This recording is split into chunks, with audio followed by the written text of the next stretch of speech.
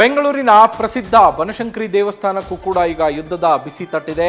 Cylinder ವ್ಯತ್ಯಯದಿಂದಾಗಿ ಸದ್ಯ ಬನಶಂಕರಿ ದೇವಸ್ಥಾನದಲ್ಲಿ ಅನ್ನಪ್ರಸಾದ ಸೇವೆಯನ್ನ ಸ್ಥಗಿತಗೊಳಿಸಲಾಗಿದೆ.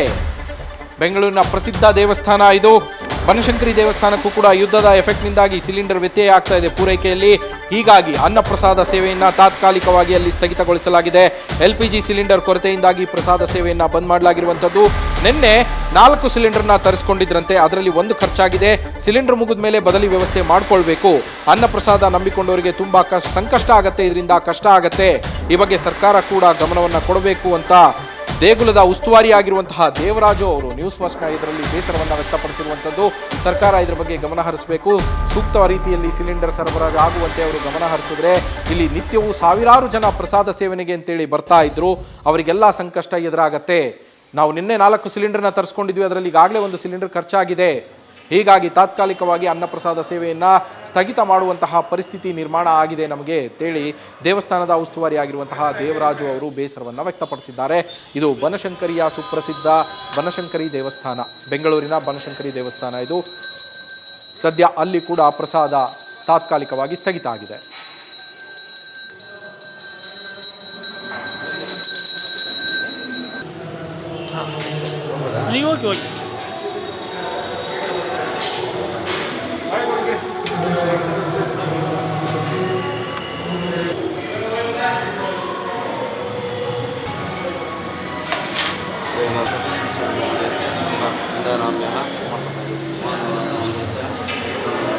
ಇನ್ನು ದೇವಸ್ಥಾನದ ಉಸ್ತುವಾರಿ ಆಗಿರುವಂತಹ ದೇವರಾಜು ಅವರ ಜೊತೆ ನಮ್ಮ ಪ್ರತಿನಿಧಿ ಚಂದನ ಮಾತನಾಡಿಸಿದ್ದಾರೆ. ಅವ್ರು ಏನು ಹೇಳಿದ್ದಾರೆ ನೋಡ್ಕೊಂಬರೋಣ.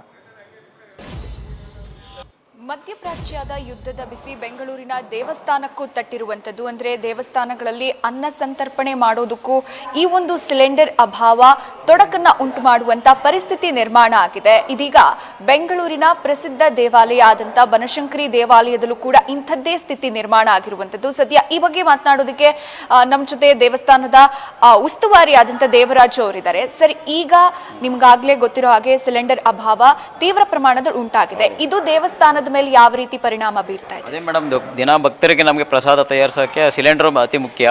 ಅದು ಸಿಲಿಂಡರ್ ಅಭಾವದಿಂದನೇ ಪ್ರಾಬ್ಲಮ್ ಆಗ್ತಾ ಇದೆ ಮೇಡಮ್.